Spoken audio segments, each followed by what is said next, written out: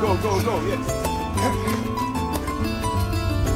One counter attack. One more.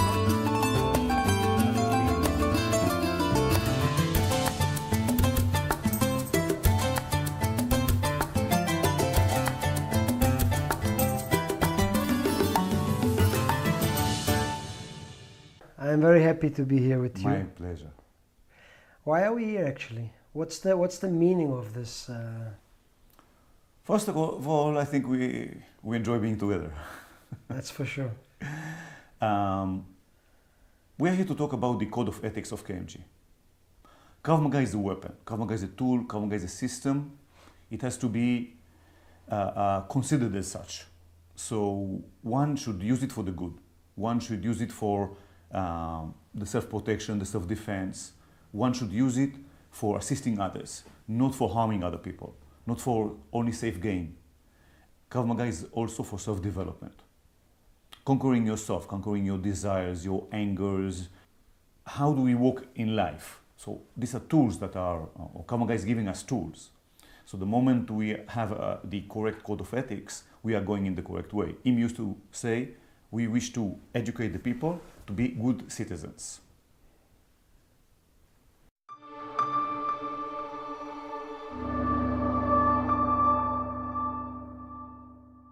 If I would like to clarify to the public, what are the actual fundamentals of Krav Maga? What will be your answer for that? There are really three fundamental components for Krav Maga. The first is self-defense. By the way, in the beginning of Krav Maga, it was not self-defense. It was a tool for war. It was for soldiers. But these days, in the way Krav Maga was developed, the first is self-defense. Here, really, the idea is self-preservation. Don't get hurt. Rule number one, he used to say. Here, the idea is not to be involved in a violent confrontation. If we can avoid, de-escalate, prevent, move away from danger, excellent. Naturally, if we cannot, then we will have to defend ourselves and to do what we need to do, no rules, as we said before, in order to overcome the situation, to overcome this type of conflict, and then to continue forward. And after this confrontation is partly over, then we've got the post-fight. What to do after? Meaning, should I go and equip myself with something for the next phase of the confrontation? Or should I run away from the danger zone? Should I remove myself from any dangerous area? Should I go and assist somebody else? Should I go to my car? Should I collect my equipment or whatever? So here the idea is do as little as possible. Of course, do the maximum within the minimum, meaning do whatever you need in order to reach your goals. And the goals, self-defense, self-preservation, not to get hurt. The second component of Krav Maga is defending other people. It was not in the beginning of the system, but definitely within the years, we saw the necessity of it, defending others. Initially, Krav Maga was developed for the soldiers, so defending the country. But now it is very much about defending others also. In our curriculum, KMG curriculum, we have in different levels, different grades, how to defend other people. Meaning, don't let people get hurt. And here we've got two lines. One is the line of going and attacking the attacker or more protecting of the dear one. The idea is to defend my fellow friend, my family member. Sometimes I'm professional with the VIP protection field. So defending others so others will not get hurt. And with this, many times it is contradicting self-defense. So if I've got the duty to defend other people, it may automatically jeopardizing my own safety. So in this line, sometimes people will sacrifice themselves in order so other people will not get hurt, will prevail, will live. So this is the second component of Krav Maga. And the third component of Krav Maga is fighting spirit and fighting skills. It's really about the tactics, the techniques, the training methods about fighting. There are different families of techniques and tactics, different ways of promoting the ability of the fighter, of the warrior, mentally, physically, technically, and tactically, how to handle the fight. And of course, there are some integration, some overlapping between the fight and the self-defense and the third-party protection. There are things that are mutual for all, but there are definitely lines and sections that are unique for each and every part of it. In the fight, the goal is to win, to cause damage to the opponent, and to suffer minimum damage for myself. So maximum damage to the enemy, minimum damage to myself. The fight should end with winning. Sometimes winning without the physical confrontation, as we talked before, but it is about winning. It's about finishing the ability of the other side to continue, physically or mentally.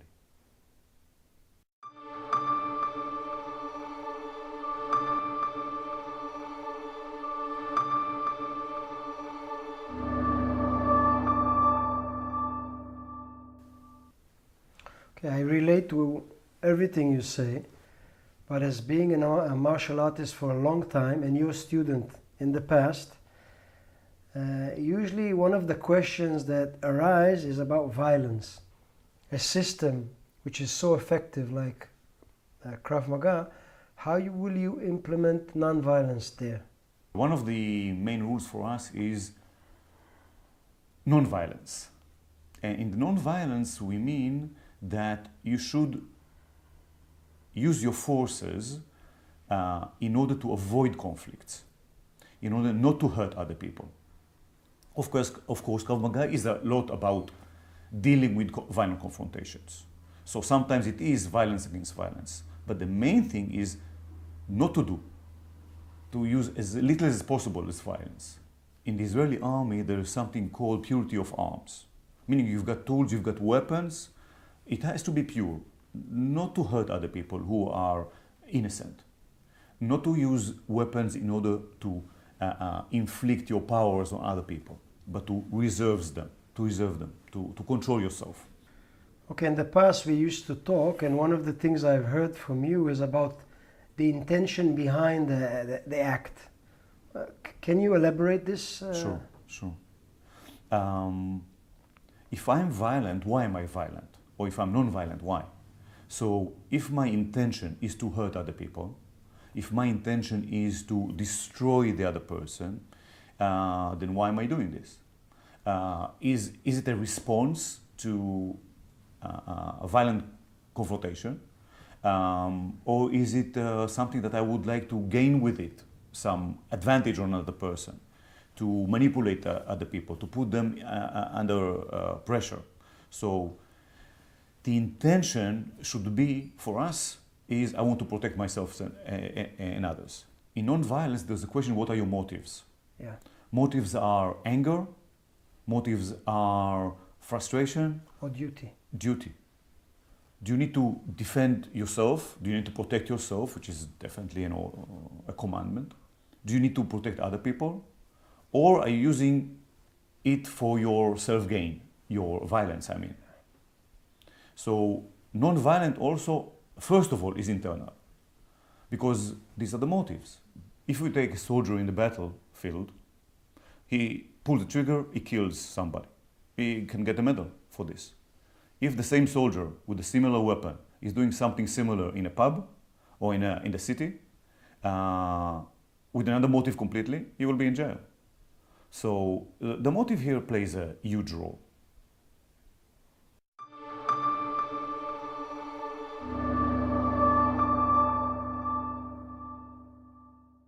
Yeah, let's talk about being humble. Like becoming humble in the martial art is something everyone talks about, but rarely I actually see it. Indeed. Can you elaborate or talk Yes, about a lot of that? many alpha males in the martial arts, yes. One of the main things Im used to say is to be humble. And if we go from the non-violence of controlling yourself, minimizing your ego, the next immediate thing is that you are more humble. Wow, yeah. Definitely.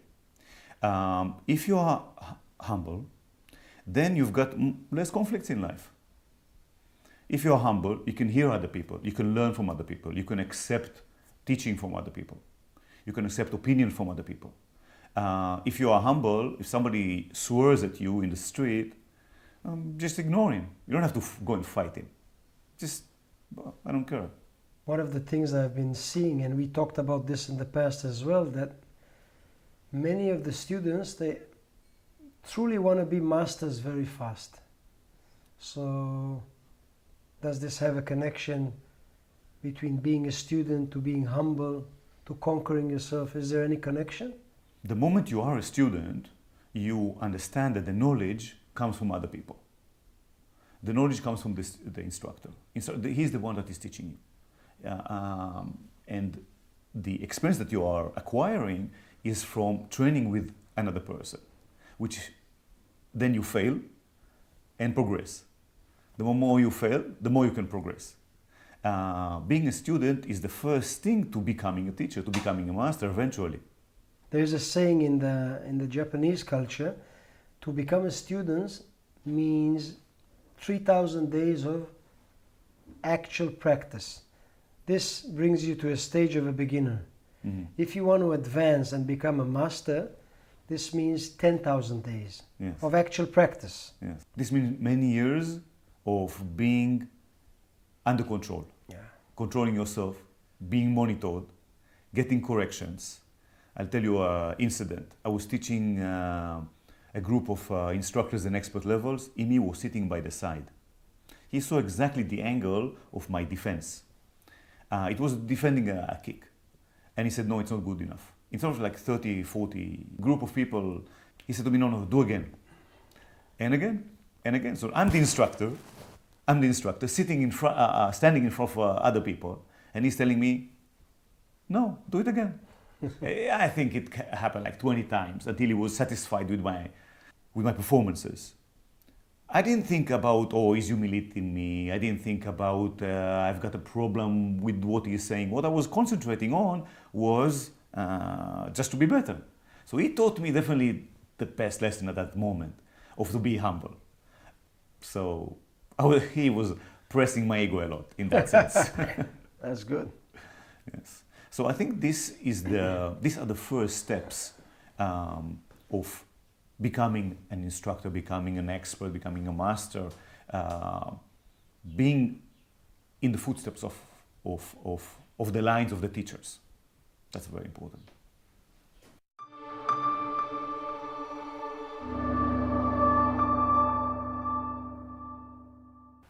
In such a practical fighting system, how do you deal with injuries? We have in Krav Maga two related rules. One, don't get hurt. And the other one is be so good so you don't need to kill.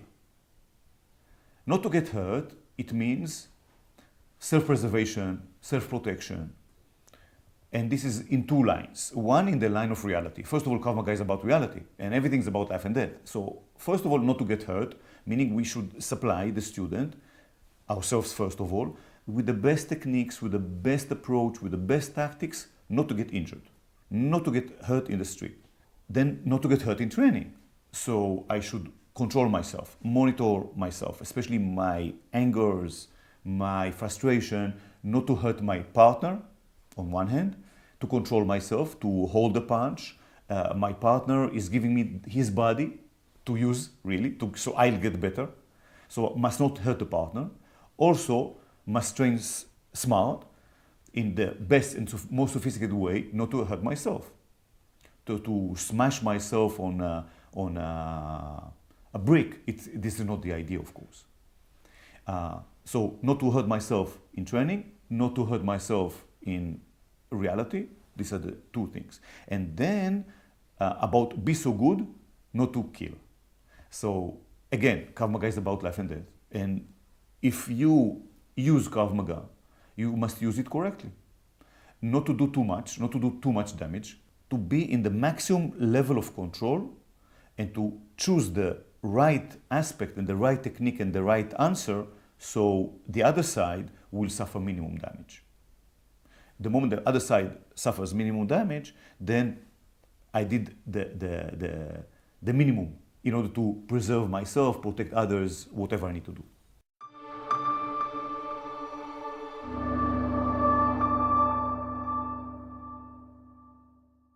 So in the early days when I used to train Krav Maga, one of the things I kept hearing is that there's actually no rules. Can you elaborate or explain this? Yes. You are a master of Kyokushin, and you have got competitions. Competitions definitely need to be according to certain rules. This brings people to high level in specific line. In Krav Maga, we cannot choose a specific line, naturally, because in reality, in the street, anything can be. Any type of confrontation can happen. It can be in small confined areas, and it can be in the beach or in the water, it can be in the staircase, it can be inside the car. So to protect myself, for the means of self-defense and defending others, I must use all tools, all techniques to prevail. Naturally, and that was one of Imi's points, and I'm sure you have heard it also, act as you can, but act correctly. So, of course, sometimes I can cause a lot of damage.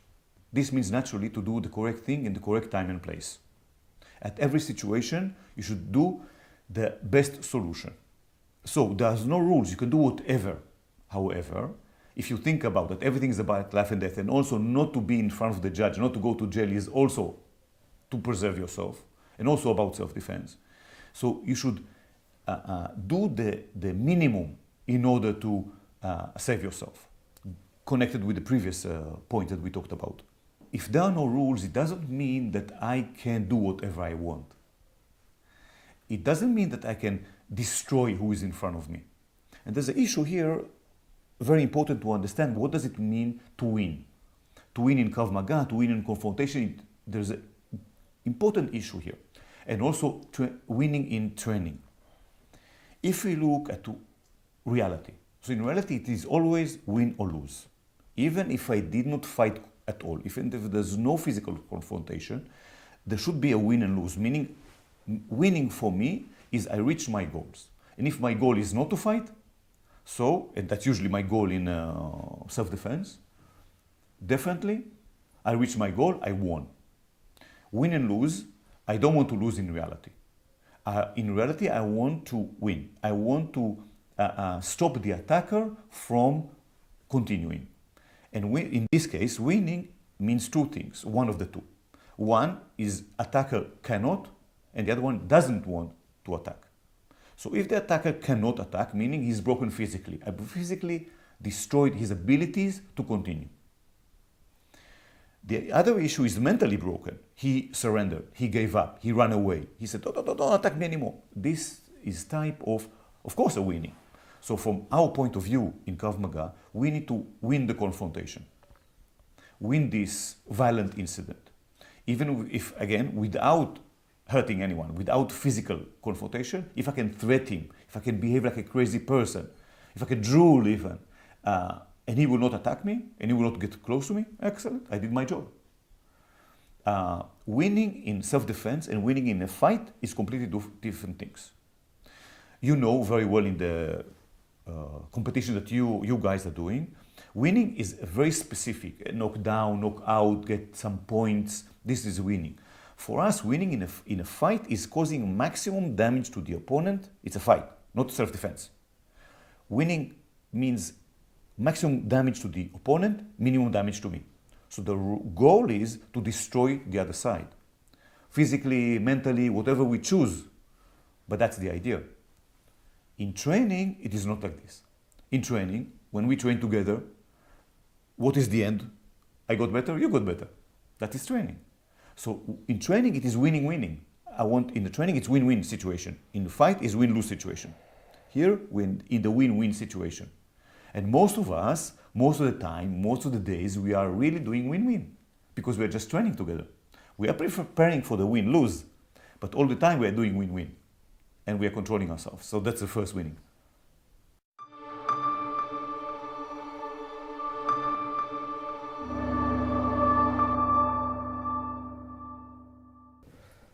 So another issue that many times I've been hearing, of course through the Eastern way of thinking, is about respect.